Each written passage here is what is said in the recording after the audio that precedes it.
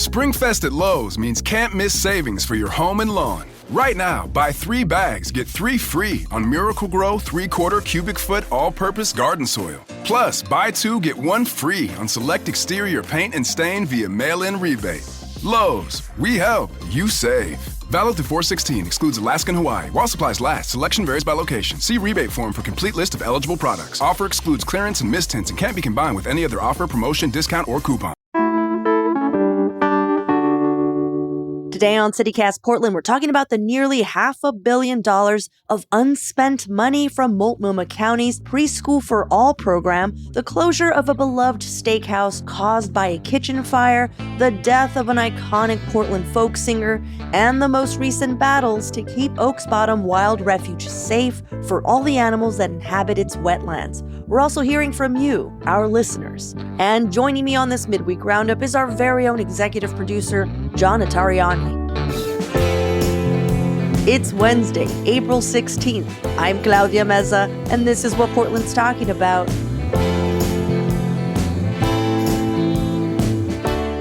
Welcome, everyone, to our midweek microdose of news. John, thanks for joining me this morning. Claudia, welcome back. You've been out of town for a couple weeks. 2 weeks, exactly. Yeah. So glad to have you back. So glad to be out of the host seat for a minute. I'm glad to put the burden back on your shoulders. I love leaving. I just want you to know, because when I come back, I feel like everyone's a little nicer to me.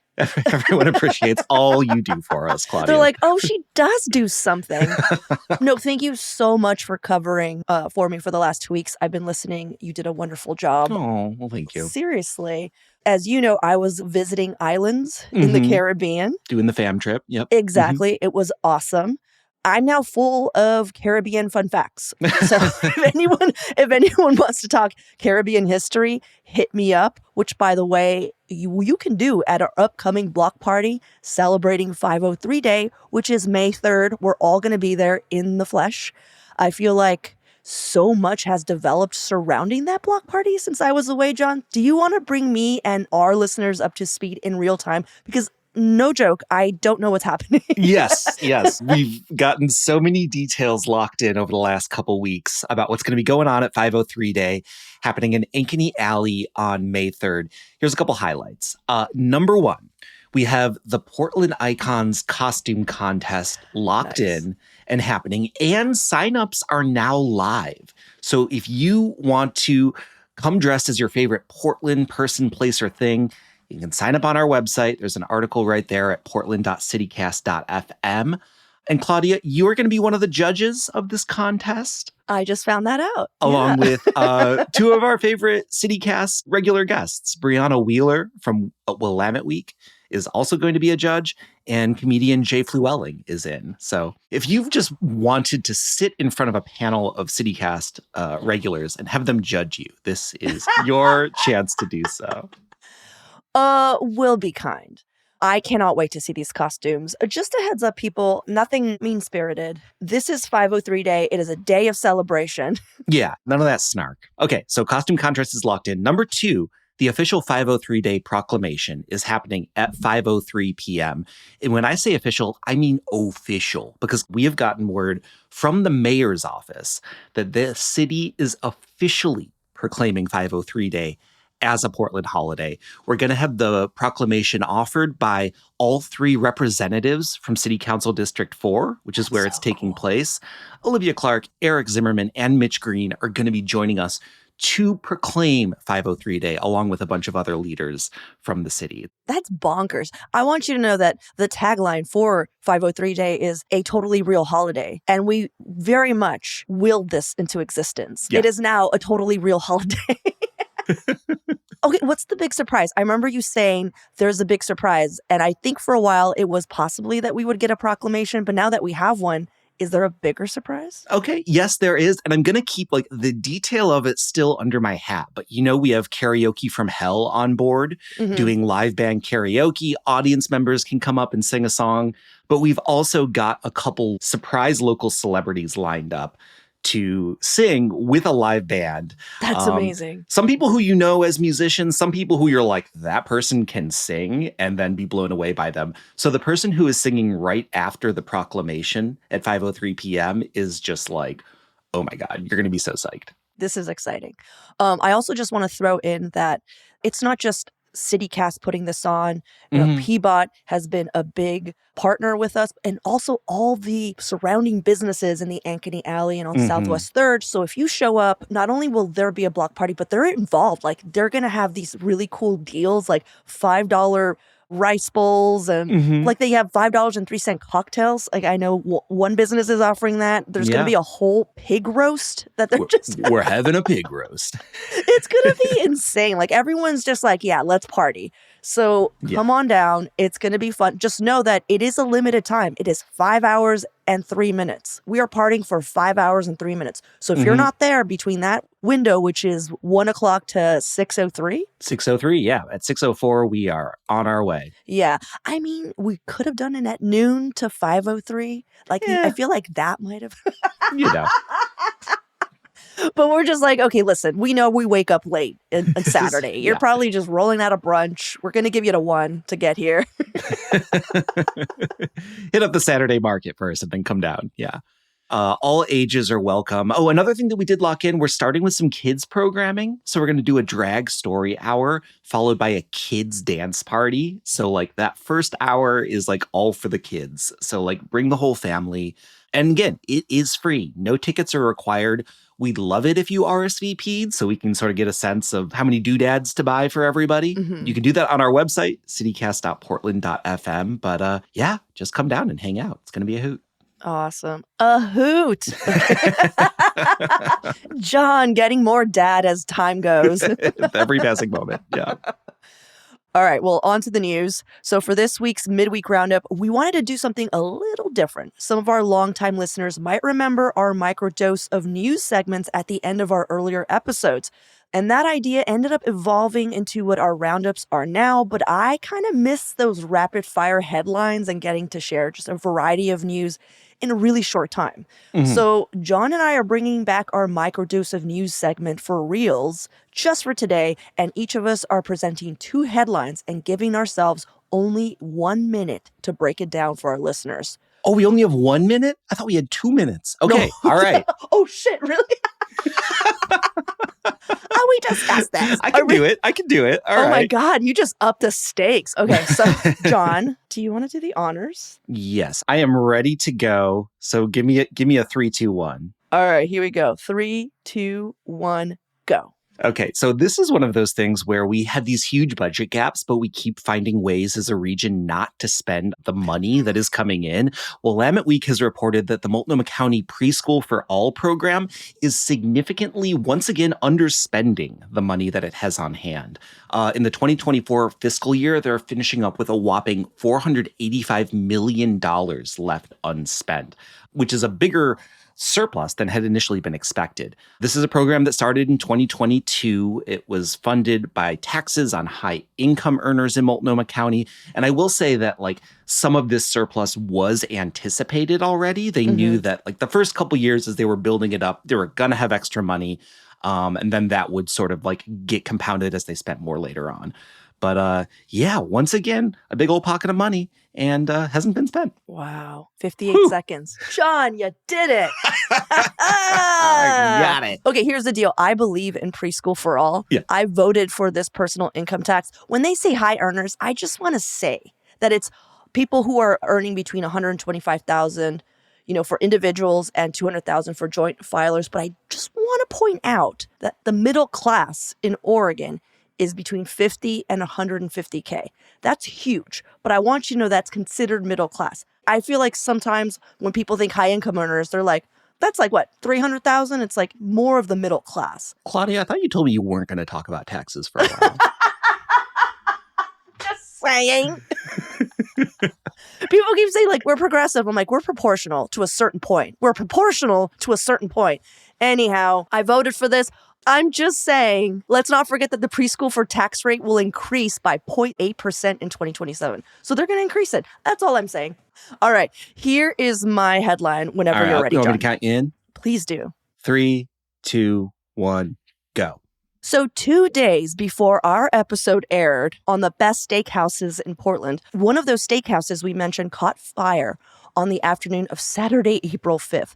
The Ringside Steakhouse, which has been open since 1944, is now closed for renovations, and their owners, Craig and Scott Peterson, who are the grandsons of the original owners, family biz, released in a statement they shared with us that the fire started behind the stainless steel lining of the saute and south grill stations in the kitchen. The fire not only affected the kitchen, but water and smoke damaged significant portions of the dining room. They don't have a timeline quite yet for when they're opening back up. 45 But they have started coordinating with the insurance and contractors, so they are hoping to open up sometime soonish. Their representative also shared the Steakhouse podcast episode couldn't have been more timely. The team appreciated a positive conversation during such a difficult time. Oh, you nailed it. Right on the money. Yeah, I mean, this is such a bummer. Ringside is like such a cool, like amazing old place. Do you remember during the pandemic when they did like a steak sale because they were closed? So they tried to sell a bunch of frozen steak and it created a mile-long traffic jam. I don't remember that at all. I'll be honest. True facts. Yeah. Ringside is such a Portland icon, and I hope that they are able to rebuild and keep slinging those steaks. They're an institution, for sure. I do want to point out that a listener did email and say, I don't know how, but this is somehow your fault. And I laughed so hard. In the habit of like, when I did an episode talking about the Swifts, and then the next day the Swifts disappeared. I don't know, Claudia. It's a little bit suspicious that we do an episode about the steakhouse that you host and then it burns down. That's all I'm saying. Oh, my fault. Okay. I want you to say a reminder that we talk about a lot of things on the show. Not everything disappears or burns down. But, noted. Your track record of not having something burned down when you talk about it on the show is actually quite good. That's fair. Thank you. Do you want to go next? Yeah, I'll go next. Give me a 3, 2, 1. Okay. 3, 2, 1, go. So this is one that like is pretty close to my heart. Michael Hurley, a singer-songwriter who'd been living in Oregon, an iconic folk singer, died on April 1st. He was 83 years old. He'd been around forever. He'd been in like the New York Greenwich Village scene in the 1960s. But since the 90s, he'd been living in Portland, was just sort of viewed as an underground icon, but was also somebody who would play so many small shows around Portland. You would just see Michael Hurley at these like small, intimate venues. And he was deeply beloved. I would actually like to yield my time to listen to a little bit of Michael Hurley's Long Journey that he recorded in 1976. It's just an excursion, but I've heard another version about the long journey. Do you know Michael Hurley's music? I do know Michael Hurley's music. He would actually be at shows that I would also be at, and he was so beloved in our music scene. Yeah. Like he'd show up and people would just be like, Michael, Yeah. He was just kind of like a beacon. Almost like a post of like, this is what Portland indie music is like. Mm-hmm. It's just like, you live it. This is who you are, Yeah. Journey, long journey. Oh, yeah. All right, Claudia, you got one more for us? Sure. You want to count me in? In 3, 2, 1, go. The peace and sanctity of Southeast Portland's Oaks Bottom Wildlife Refuge has been challenged by 2 large neighboring developments, a new sky-high drop tower amusement ride at Oaks Park and a large 243-unit apartment complex. If you've not been, Oaks Bottom is an urban wetland with 100+ species of migratory and resident birds, and is also teeming with other wildlife, including river otters. Originally a landfill. Yeah, I know. I didn't. Originally a landfill, neighbors and environmental activists have been fighting for the Oaks Bottom wildlife inhabitants since Portland Parks and Rec took over the property in 1969. Most recently, they battled the local amusement park, 45. Oaks Park, getting them to agree to lower the drop tower down from 147 feet down to 135 by removing a flagpole from the top. They also negotiated the swapping out of some of the planned lights. Now they're following the design meetings of this new apartment complex, making sure they're building with the highest. Oh my gosh. I could not get through that one. We got the gist of it. Yeah. They're fighting some people. Yeah. They're fighting for the birds and the critters. My take on that one, bold move of the amusement park building new tall rides. On the headline from, I think it was last year, that one of them got stuck upside down and people were like just dangling from the top of it for an extended period of time. Yeah, and like throwing up. Yeah. Upside down. Yeah. For for like hours. They're doubling down. Yeah, they're like, we got this. I think we figured this out. Let's build a tower.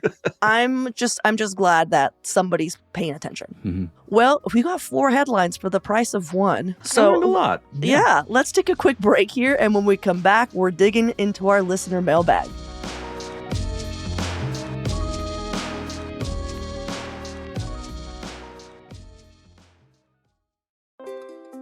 Hi, I'm David Plotz, the CEO of CityCast. We've all set health goals: lose weight, exercise more, eat better. But without a plan, those goals often fade. That may have happened to you. It has definitely happened to me. And that's where Prolon comes in. Prolon's 5-day fasting mimicking diet gives you a science-backed, structured approach to stay on track and see real results. And now Prolon is upping their game with the new next-gen 5-day program, delivering the same science-backed benefits in a cleaner, more convenient, and more flavorful format. Prolon is a plant-based nutrition program featuring soups, snacks, and beverages designed to nourish the body while keeping it in a fasting state, triggering cellular rejuvenation and renewal.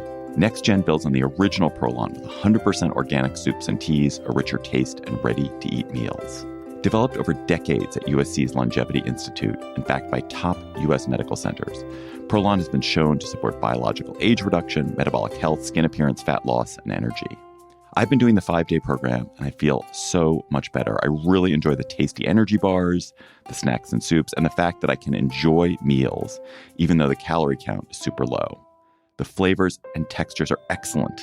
An olive oil snack here, broccoli and quinoa soup there, hibiscus tea, a yummy nut bar. It's got the benefits of a 5-day fast, but doesn't have the challenge of doing it with pure liquids. It's a system reset. And also, I know this sounds funny, but it's not. The packaging and directions are fantastic, clear, and well-organized and thoughtful. For a limited time, you can be first in line to experience the new Next Gen at special savings. Prolon is offering CityCast listeners 15% off site-wide, plus a $40 bonus gift when you subscribe to their 5-day program. Just visit prolonlife.com/city. That's PROLONLIFE.com/city to claim your 15% discount and your bonus gift. prolonlife.com/city. This episode is brought to you by the Nissan Armada Pro 4X. With a twin-turbo V6 engine ready to propel your adventures, up to 8,500 pounds of towing capacity to haul all your favorite toys and space for 8 passengers, Nissan's most powerful car yet will chew up and spit out anything you throw at it. Learn more about the all-new 2025 Nissan Armada at nissanusa.com. Towing capacity varies by configuration. See Nissan Towing Guide and Owner's Manual for additional information. Always secure cargo. All right, so here is our mailbag. First one I just want to throw in is a very helpful idea. This is a comment to our How Illegal Massage Parlors Operate in Portland Neighborhoods. And here it is. Just listening to your story on illegal massage parlors, wouldn't it be great if the person who managed to shut down the pho restaurant on the east side teamed up with the person who tried to shut down the kids' disco in Sabin Elementary? Could we buy them capes and masks? They would actually be doing something meaningful. Love you. Listener Ruth. Yeah, nosy neighbors for good. Let's take that energy of digging into like what's going on in our community's backyard and try and address some things that are actually going to help people. Yeah, that would prevent sex trafficking. Yeah. I don't know. Good idea. All right, I've got one on the Tove double-decker bus. This was something that we talked about in our Best Coffee episode. And listener Kostas kindly pointed out, since you mentioned Tove Coffee on your coffee shop episode today, you should all know that their double-decker bus is up for sale. Claudia, mobile podcast studio? I think that's so great. It's only $40,000. Yeah. Last time I checked, it was still there. Could you imagine that? If any of you want to chip in, if any of you got $40K sitting around and maybe, another 15 for a podcast studio renovation? Oh, we have the equipment. I don't know. Yeah. Yeah. And also, we could make extra money just doing Portland tours. Me and Julia could reach back to our barista days and serve bad coffee. We got revenue streams all over the place, Claudia. We got this. We got this. I think this is great. Another follow-up to that episode is from listener Aaron. They wrote, "Hello, I really enjoyed today's coffee episode, but there was a serious oversight in the subject matter. No one discussed why on earth so many coffee shops in Portland close at 3 p.m. As someone who gets off work around 5:30, I don't want to start happy hour just yet, but most coffee shops have already decided that the day is over. Signed, not an early bird. Decent gripe, I gotta say. Decent gripe. Someone who has a stronger metabolism than me, if they're able to drink coffee after 5:30 in the evening. No, I cannot. But yeah, along with our gripes of Portland not being a late night town, I think late night coffee could be great. I'm going to blow your mind right now, John. Decaf. Oh. Yeah, okay. All right. I see where you're going. Okay. I can connect the dots. Oh, man. All right, next one. All right. So this one is off of our April guide when I talked about getting your real ID. The deadline is just around the corner with an asterisk, which I will get into. But there's been a lot of reporting about how lines at the DMV have been getting so long as everybody is trying to get this ID. Well, David wrote in with a suggestion of trying smaller DMVs like Woodburn, Sandy, or St. Helens offices. David says, I was in St. Helens and asked about making an appointment, and the lady laughed at me. They're not busy enough for appointments, said to just bring the paperwork in. So my big deal procrastinators out there, there's a tip from David. And I wanted to throw in an update that just came through on Real ID stuff. If you're one of those people that has not gotten around to it, now the TSA in Oregon is saying that after the deadline, which is on May 7th, travelers will still be permitted to fly without a real ID for a short amount of time. They're just going to have a more rigorous security at checkpoints. So if you're one of those people that is just like sweating because you haven't been able to take care of it, they're now saying that you will be able to fly still. It's just going to be kind of a pain in the ass because they're going to have to put you through the advanced security screening. So that was a hack to your hack. That was a hack on hack, yeah. All right, I'm going to move into our gripes section. We haven't had a good gripe in a while, so I'm excited about this one. Subject, the Fox News of PDX podcasts. Who and what is that, you might say? Here it is. Listener BR, this is all we got for the name, BR. Why does Claudia Meza keep repeating Republican talking points about taxes in Portland? Portland has relatively high income taxes only on high earners, but we have no sales tax at all, artificially and disastrously low property taxes, and low gas taxes. The total tax burden here is relatively equitably distributed, and the rich people and the Portland Metro Chamber can't stand it. They don't need you to echo and amplify their whining. Well, John, I guess the ruse is up. Everyone knows now that I'm just a talking head for Fox News. I mean, you have staked out a fairly heterodox position on taxes in the region. Here's the deal, John. And this is, this podcast is a conversation. We are open to all sorts of opinions. Of course. I think that there are plenty of things that are said that I might not personally agree with, or you might not personally agree with. And I give you the space to have your... John, are you distancing yourself from me right now? have your tax opinions. And I support you in my intellectual curiosity. Oh my gosh, shut the fuck That is it, John. We are no longer friends. I'm fired. I just lost my job. Here's the deal. I pay taxes. I think taxes are good. What I don't like are how things are distributed and how taxes are being used. Those are my gripes. But I think when people listen to me say that, all they hear is, Claudia fucking hates taxes. She's always talking about taxes. I'm talking about the mismanagement of our public funds. But I get it. I appreciate the feedback, John. I'm not changing. Wouldn't imagine it. Wouldn't imagine it for a second. And disastrously low property taxes? No. All right. On to fan mail, John. You want to read this one since you made me read my own gripe? Number one Flanders fan. So this comes back of, I like that people across the world are now claiming themselves as being the number one CityCast Portland fan from the place where they live. Global citizens of CityCast Portland, keep it up. There's a lot of number one fandoms to be claimed. So I encourage you. This is from our number one Flanders fan. Hoy CityCast, after listening to your weekly mailbag roundup, hearing of your number one UK fan, I wish to throw in my hat for the number one Flanders fan. If you think you do not know Flanders, you do. We have Bruges from the movie In Bruges. I confess I lived in Portland for some time before moving back home, but listening to your show gives me a chance to keep in touch and add a little bit of Portland to my everyday life.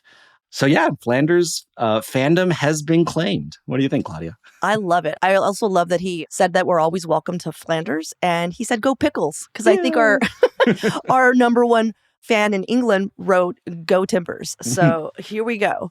Thank you so much, Powell. All right, last one here, and it's actually a voicemail. Hi, this is Peter. I live in Flint's, Powell Foster.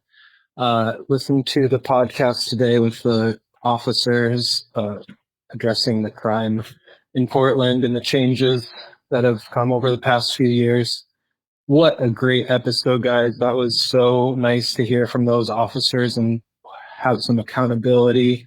And I feel like that's just a great place to start healing our city and keep up that kind of energy. Thank you so much. Bye.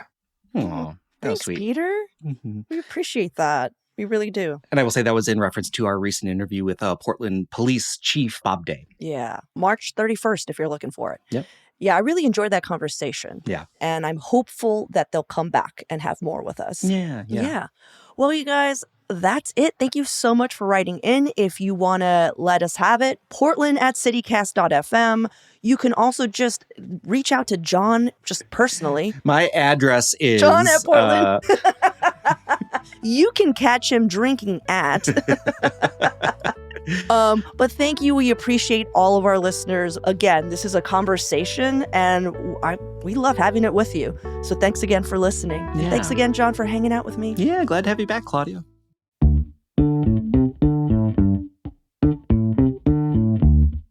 Well, that's all for today here on CityCast Portland. Thanks so much for listening. We'll be back tomorrow morning with more from around the city. Until then, see you at Slim's.